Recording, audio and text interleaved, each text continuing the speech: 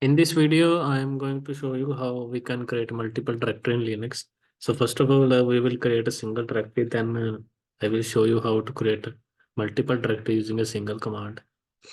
So to create a directory, you can use mkdir command, and then you can specify your directory name. Like I am going here tech. So if you don't see any message, it means the directory is created.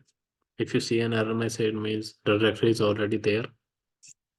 So we can view this with the ls-l command that the directory has been created.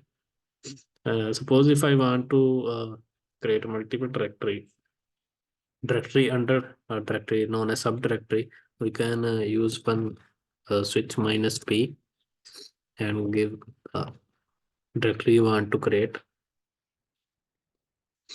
So you can see here only a directory is listed, but you can use the tree command and send to us 5 only